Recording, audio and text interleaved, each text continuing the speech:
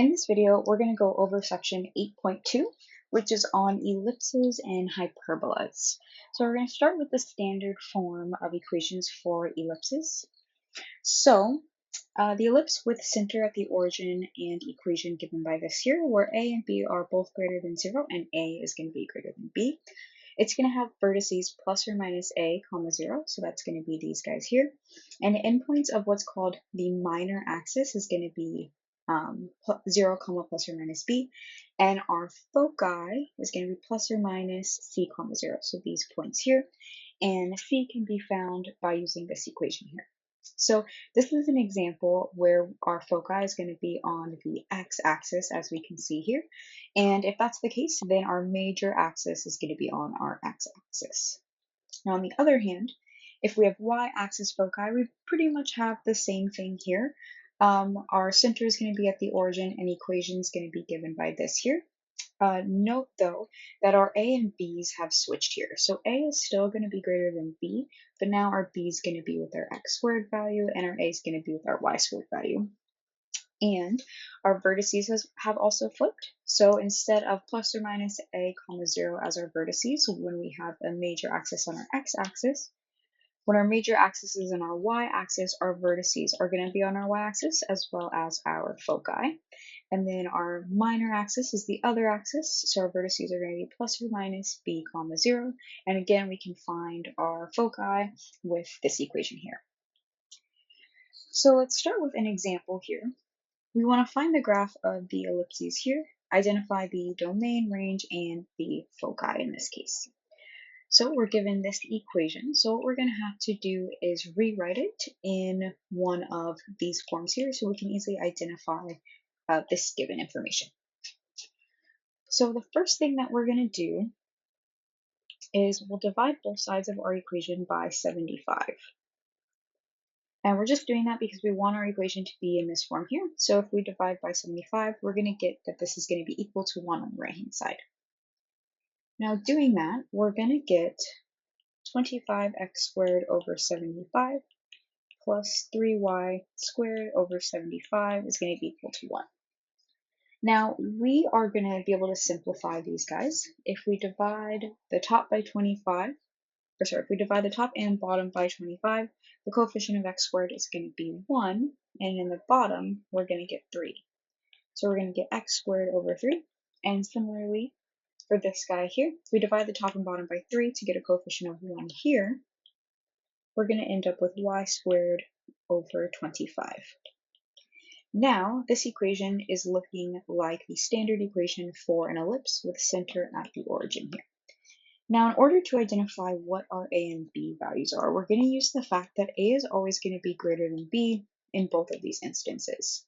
So, in this case, notice that since 25 is going to be greater than 3, this tells us that our a squared must be equal to 25, because remember, our a is always going to be greater than our b value.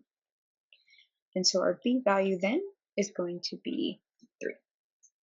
So this is our a value is going to be, or a squared value is going to be 25, and our b squared is going to be 3. All right, so looking back at our two equations here for an ellipse, if our a is going to be with our y squared term here, then that means we're looking at an ellipse with y-axis foci. So this means our major axis is going to be on our y-axis. So let's write this information down. First, if a squared is equal to 25, this tells us a is going to be equal to plus or minus 5. And then b is going to be equal to plus or minus the square root of 3, which this will be useful when we're graphing. This is approximately 1.73. And then we also said that our major axis is on our y-axis.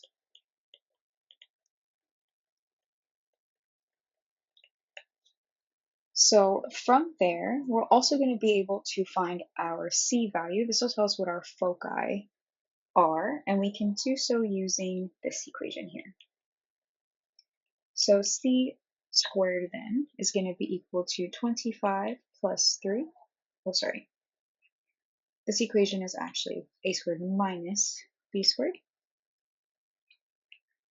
So then our c squared value is going to be equal to 22, which then tells us c is going to be plus or minus the square root of 22, which is approximately plus or minus 4.69. All right, so notice we have our foci, we have our major axis and our vertices. So we're going to be able to graph this guy. So our vertices, when we're dealing with this case here, is going to be 0, comma, plus or minus a. So let's graph those guys first. So 0, comma, plus a is going to be 0, comma, 5, and minus a would be 0, comma, negative 5. So those are our two vertices. Now, our vertices or endpoints of our minor axis is going to be plus or minus b, comma, 0. So that'll be plus or minus 1.73, comma, 0, which is going to be approximately right there.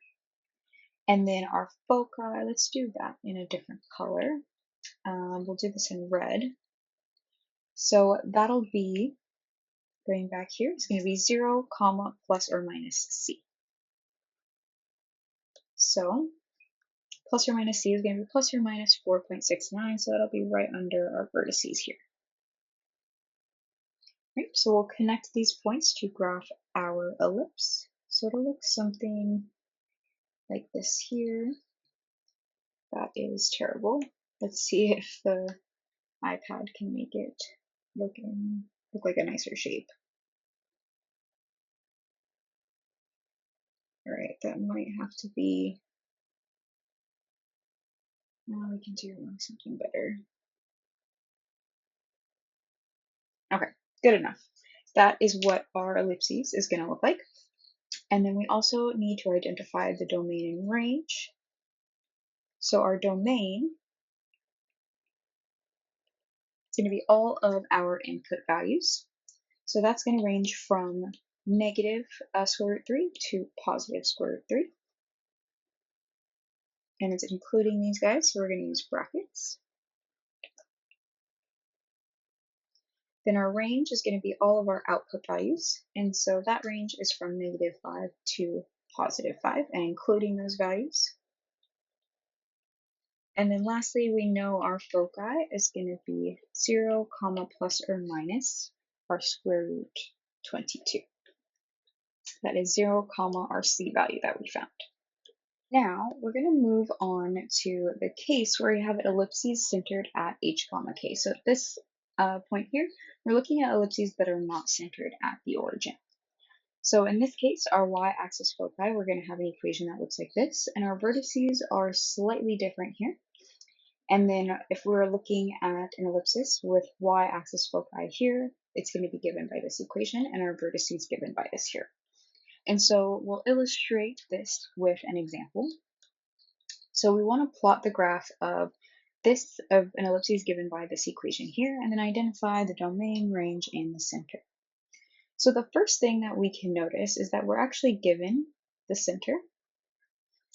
Remember, if we have an ellipsis centered at h, comma, k here, these guys here are going to be our points for our center. So our h in this case is going to be positive 4. And then our k in this case is going to be negative 1 in order to make that a positive. All right. Now, similarly with our ellipses centered at the origin, our a is always going to be bigger than our b value. So in this case, we have that 16 is bigger than 9. So this means a squared is going to be equal to 16 because a is going to be our bigger value. And then b squared will be equal to the smaller value, so 9. So this tells us we're going to have our major axis is our x-axis. In this case, our a value is right here with our x minus h squared term. So we're looking at x-axis foci. It also tells us that a is going to be equal to plus or minus 4, and then b is going to be equal to plus or minus 3. Similarly, we can determine our c value using the fact that c squared is going to be equal to 16 minus 9. So this tells us c is going to be equal to plus or minus square root of 7, which is approximately plus or minus 2.65. All right, now what we'll do is we'll start plotting this information. We know the center of this ellipsis is going to be 4, comma, -1. So that'll be this point here. And we know our vertices in this case is going to be given by this. So our first vertex then is going to be h plus a. So this will be 8 and then comma k, so -1 here. And then our next one is going to be h minus a, comma k. So this will be 0, comma, -1. So these are going to be our two vertices, these guys here. So plotting those, we have this point and this point here.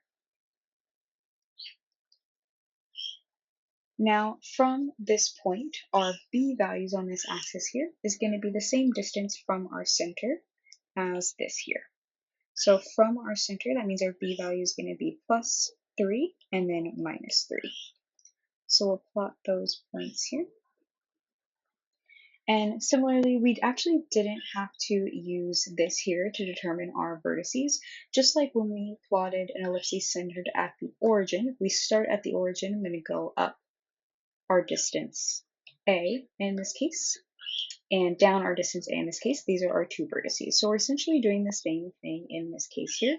We're just moving that distance from our center. And now our center is not going to be at the origin, so that's why it is useful to have this information here. All right, and then our foci in this case is going to be these 2 points here. So we have our foci is going to be a distance c from the center of our ellipses. And so the center of our ellipses is this point in this case. So our foci is going to be 2.65 or plus 2.65 starting at our center, or minus 2.65. So these 2 points are going to be roughly right here and right here. So just starting at our center and then adding 2.65, starting at our center and subtracting 2.65. So then our ellipses is going to look like this here. There we go. Much better than the last example. All right, and then lastly, we want to find the domain and range. So our domain, all of our input values are going to vary from, so our input value here is going to be 0 and 8 here, and including these values. And then our output values are ranging from -4 to 2 here, and including those values.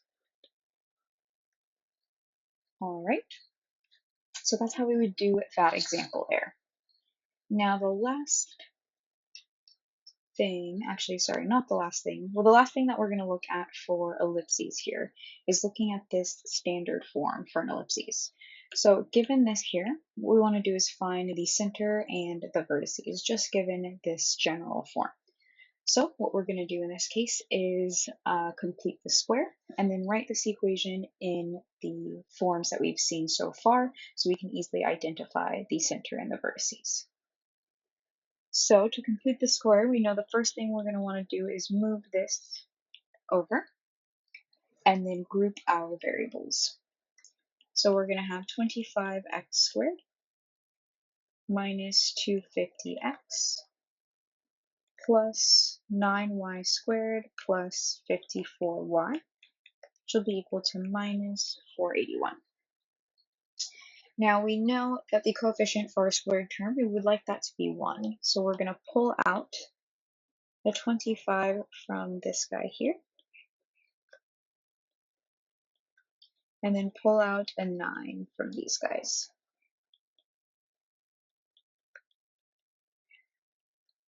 All right, now identifying the term that we're going to add to both sides.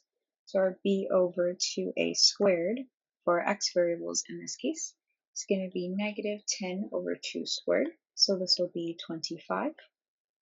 And then in this case here,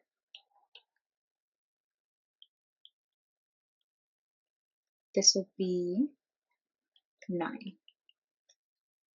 All right, so we know we need to add a certain quantity to both sides.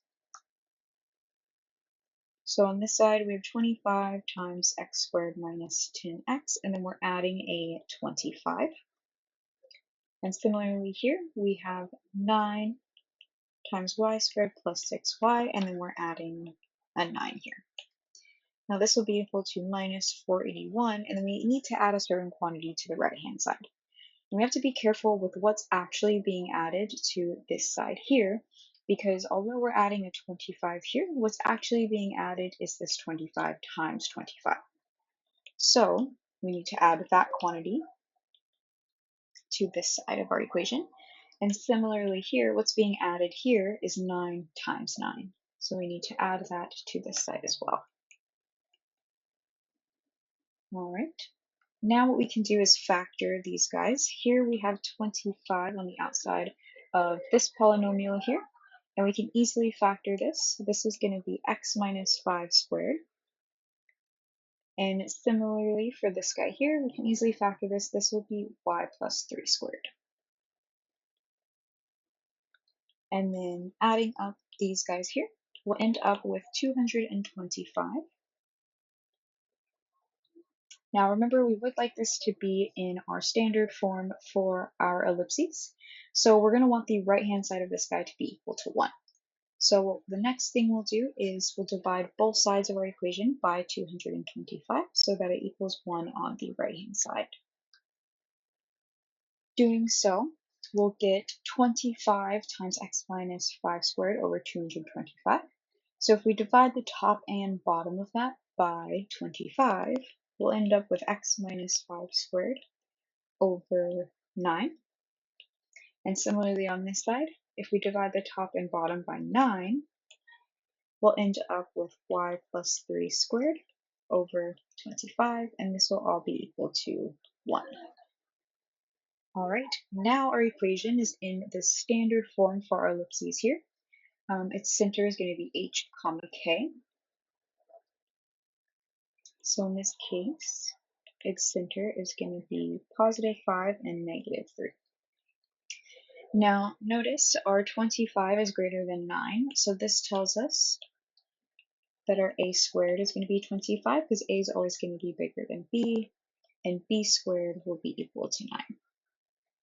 So our a is going to be plus or minus 5, and our b is going to be plus or minus 3. Now, since our a here is paired with our y plus or y minus k squared term, this tells us it's going to have its major axis on the y-axis.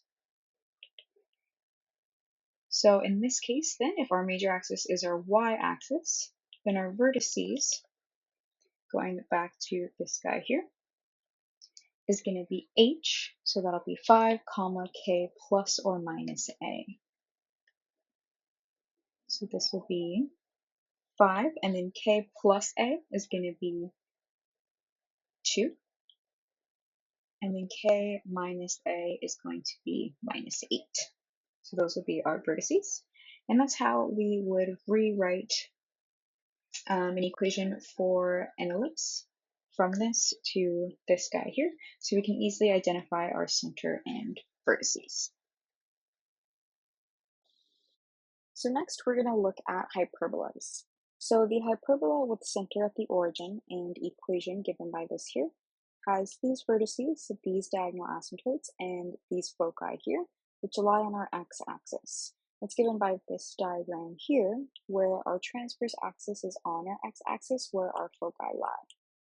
Now, these diagonal asymptotes here and our vertices form this fundamental rectangle here for each of these hyperbolas. Now, on the other hand, the hyperbola with center at the origin and equation given by this here has these vertices, these asymptotes, and then the foci is going to lie on the x-axis. So the transverse axis is on the y-axis. Now, the one major difference between these equations here is our squared terms here.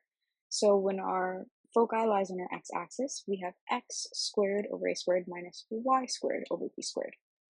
When our foci is on our y-axis, our x and y terms switch. So now we have y squared over a squared minus x squared over b squared. So these guys are switching here. With ellipses, the equations had the a and b's switching. Now in this case, our x and y's are switching. So just keep that in mind. So let's look at an example here. We want to graph the hyperbola given by this equation and find its domain and range. So in this case, we have an x squared minus a y squared. So we're looking at the case where our transverse is on our x-axis. So our hyperbola is going to look something like this here. Now, we can identify what a and b are, find our asymptotes, our vertices, and then graph the hyperbola. So a is going to be given by, well, we know a squared is going to be given by 16. So a is going to be plus or minus 4. B squared is going to be given by 25. So b is going to be plus or minus 5. Now for our asymptotes, we know this is going to be given by y is equal to plus or minus b over ax. So y is equal to 5 over 4x, and y is equal to minus 5 over 4x. So this actually gives us two lines. This one's going to be a line with slope positive 5 over 4, and this one is going to be a line with slope negative 5 over 4 in this case. This is just because we can easily see this because of the form that this equation is in. If you remember, y is equal to mx plus b, where m is our slope and b is our y-intercept. Now in this case, our y-intercept is just going to be 0. We're not going to intersect the y-axis. So what we can do is plot these lines here to see our diagonal asymptotes. So we know that this is going to be a hyperbola centered at the origin. So we'll start at the origin, and for our line with positive slope here, we'll go up 5 and over 4, and we can draw that line. And for our line with slope minus 5 over 4, we'll go up 5 and then over 4 in the negative direction. Doing so, this gives us this point here, and this point here for our line with positive slope. So that'll be given by this line here. And then for our line with negative slope, it'll be given by this line here. So these are our two asymptotes. Now, notice that if we were to let x be equal to plus or minus 4,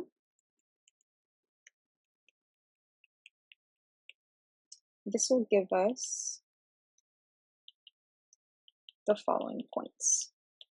So if we were to plug in plus or minus 4 into our equations here, we'll get 4 comma 5, negative 4 comma 5, 4 comma negative 5, and 4 comma negative 4 comma negative 5. Now notice these are going to be the four corners of our fundamental rectangle, and that's given just by these points here. So this would be our fundamental rectangle here. So the question didn't necessarily ask us to find the four corners of that, but just an interesting observation here. Alright, so now let's find the vertices of this guy. We know that the vertices are going to be plus or minus a, comma 0. So the vertices are going to be 4 comma 0 and negative 4 comma 0. So that'll be given by this guy and that guy here. So our hyperbola is not going to cross our diagonal asymptotes. It's going to hit that vertex and come back. And similarly on this side here. Not cross those diagonal asymptotes. Now in this case, our domain is going to be all of our input values. So that's going to be all of our x values from negative infinity, so we're going all the way over here, all the way up to negative 4. And including negative 4. And then we're not entering this fundamental rectangle region. but we're starting up again at positive 4 and then going all the way to negative infinity. Sorry, positive infinity. All right. And then our range values will be all of our output values. And notice that this is just going to be all real numbers. So this will be negative infinity up to infinity. All right, let's look at another example. We're given this equation, and we want to graph the hyperbola and give the domain, range, and the center. Now, in this case, again, we want to rewrite this equation so that it is in our standard form, and we can easily identify what our center is. So going back to this here, we want to rewrite our hyperbola such that it equals 1 on the right-hand side. So what we'll do here is we'll divide both sides of our equation by 36. Doing so, this will give us 9y squared over 36, and if we divide the top and bottom by 9, we'll get y squared over 4. Similarly, we'll get 4x squared over 36. If we divide the top and bottom by 4, we'll get x squared over 9, and we know 36 over 36 is just 1. All right. Now, in this case, we have y squared minus x squared, so this tells us our transverse axis is going to be our y-axis. So a in this case is going to be 2, since a squared is going to be 4, and b is going to be 3, since b squared is going to be 9. And sorry, this will be plus or minus 2 and plus or minus 3. All right, now let's identify our asymptotes. So we know it's going to be plus or minus a over b in this case, because our transverse axis is our y-axis. So this means we're going to have two diagonal lines. One is going to have a positive slope of 2/3 and the other is going to have a negative slope of 2/3. And we know that this guy is going to be centered at the origin. So we'll go up 2 over 3. That'll give us this point here. This point here. This is our line with positive slope 2/3. Now doing the same thing for our line of negative 2/3. We have this line here. So these are our two asymptotes here. Let's make this straight. All right, and so as we can automatically see, this is going to be our fundamental rectangle. And so next we want to identify the center. This is obviously going to be a hyperbola centered at the origin.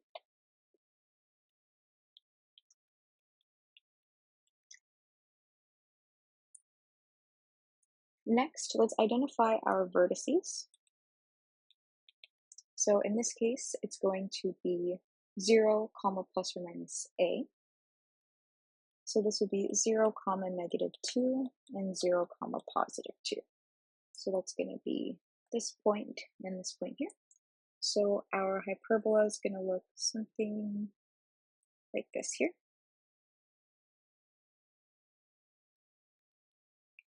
All right, and then lastly, we just want to find the domain and range. So all of our input values, so in this case, all of our input values, all of our x values, is just going to be all real numbers. So this will be negative infinity up to infinity. And then our range will be all of our output values. So this will be negative infinity up to negative 2, and then not including anything in here, and then from 2 to infinity.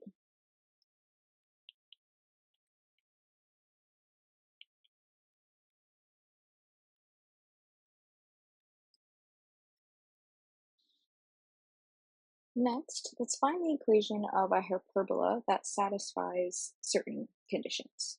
So we're told that the asymptotes are given by this here, and we have our y-intercepts given by this here.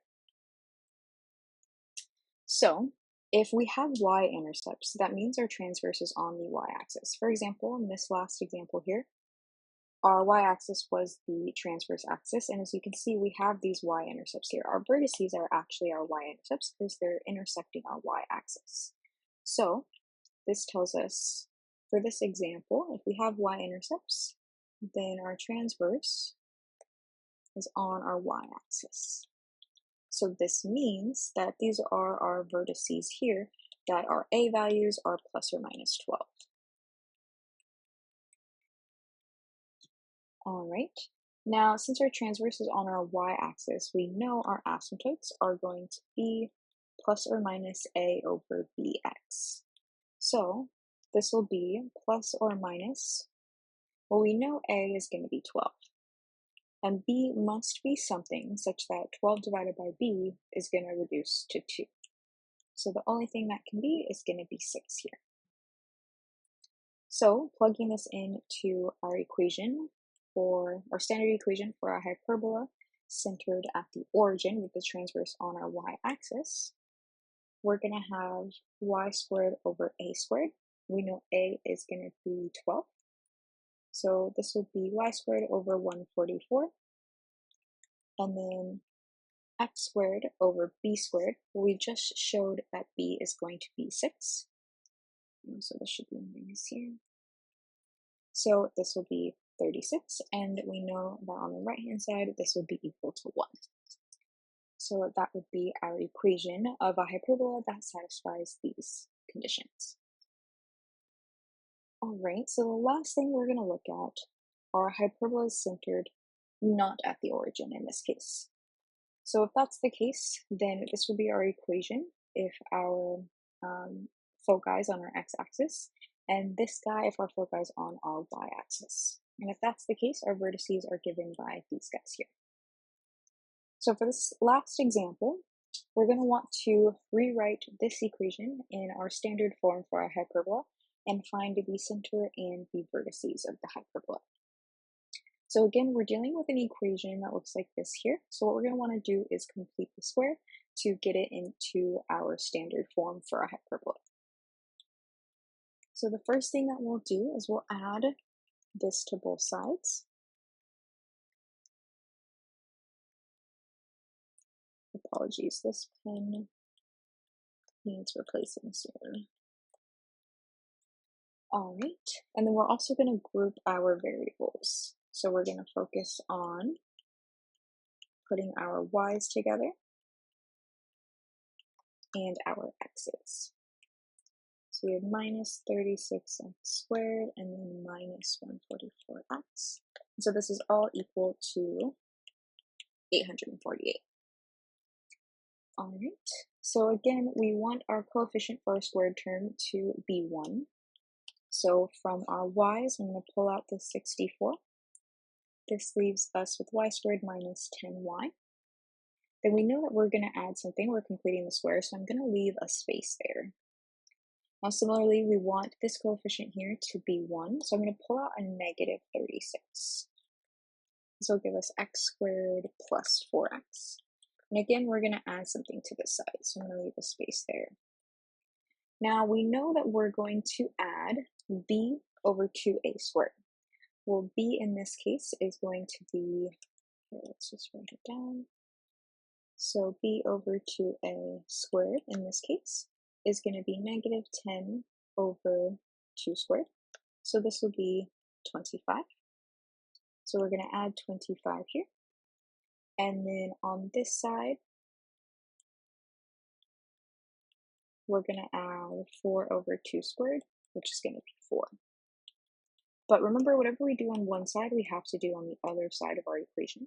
And what's happening here is we're adding 25 times 64 and 4 times negative 36. So we have to add 64 times 25 and add minus 36 times 4. All right, so here we can factor this guy. This is going to be y minus 5 times y minus 5. So this would be 64 times y minus 5 squared. And then here we have minus 36 times, factoring this would be x plus 2 squared. And on the right-hand side, we will have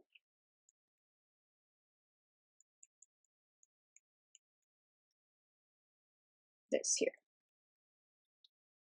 All right, and let's actually just go ahead and add this up. This will be this here. And then remember, we want to rewrite this in the standard form for a hyperbola. So we want this to be equal to 1 on the right-hand side. So we're going to divide by this on both sides. Doing so, this will simplify to y minus 5 squared over 36 minus x plus 2 squared over 64, and this will be equal to 1. So this will be our standard form for our hyperbola. And then we can easily identify what our center and what our vertices are going to be. So our center is going to be h comma k, so this will be negative 2 comma positive 5. And notice that our equation is of this form here. So this will be y squared minus our x squared term. So our transverse is on our y-axis. And in this case, our vertices are going to be given by this here. So h comma k plus or minus a. So our vertices are going to be negative 2 comma 5 plus a. And so in this case, a is going to be 6, since a squared is going to be 36. So this tells us our vertices are going to be negative 2 comma negative 1 and negative 2 comma 11. All right, so that'll be it for this video.